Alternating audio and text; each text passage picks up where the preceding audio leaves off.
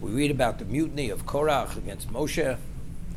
And Moshe says that we only have one Kohen Gadol who was chosen by God.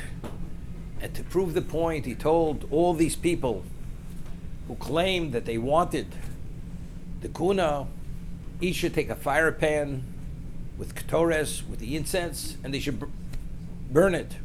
And only one will survive. So the obvious question is, Korach was no fool. He's referred to as Pikeach. He was a very wise man. I mean, how could a person take such a chance?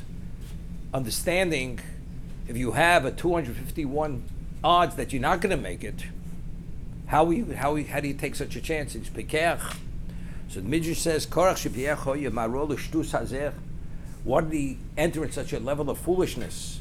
El eino hitato. His eye had misled him. Rosh al shelis gedolo medis himenu. He saw many special generations, families descending from him. Shmuel, Shoshokol ke Moshe v'Aaron. Shmuel Hanavi was a descendant, was a grandson of Korach.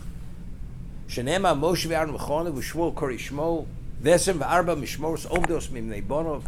24 watches actually were his descendants. Shekula misnab ruach hakodesh. They all were qualified to have prophecy, to be prophets.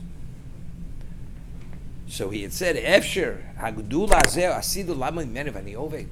All this greatness will emanate from me. Do you think I will be destroyed? V'lo ra yofeh, but factually he didn't see correctly. His eye misled him.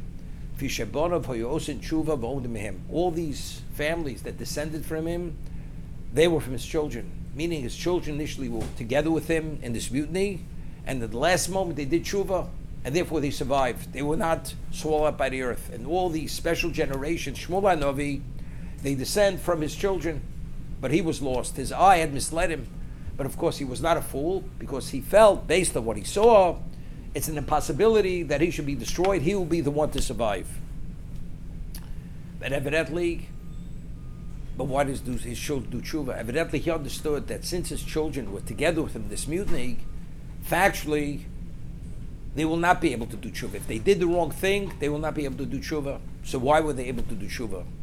So I always mention the Yalkut tells us that Moshe Rabbeinu, to avoid this calamity and this tragedy which took place, he made a last-ditch effort, and he came to Korach into his tent to plead with him, to reason with him that he should change his position and to refute him, and to enter into a dialogue to show him that he's taking on the position which is a baseless position. Korach didn't want to look at him. Korach didn't want to speak to him, because Korach understood that if he enters into a dialogue, Moshe will clearly show him that he's wrong, and he wouldn't be able to respond. He said, I'll remain silent. But factually, when he came into the tent, his two sons, one sat to the right of him, one sat to the left of him. And when Moshe entered into the tent, Korach's children had a dilemma. What should they do? Should they stand for Moshe Rabbeinu to acknowledge him as being the one who received the Torah at Sinai, being who he was, that special person? Or should they sit in honor of the father, not disgrace the father by acknowledging Moshe? So they chose to stand to give honor to Moshe Rabbeinu. So the Medrash tells us, the Yalkut tells us, in the merit of standing, they merited Hirurei Tshuva. They had stirrings of Tshuva. Only because they stood, they made that decision to acknowledge Moshe for who he was, they had stirrings of Tshuva. If not for that, they wouldn't have done Tshuva. And factually, all these generations wouldn't have come from Korach. So the only basis for all these descendants of Korach were because his children had stood for Moshe, and in that merit, they had stirrings of Tshuva.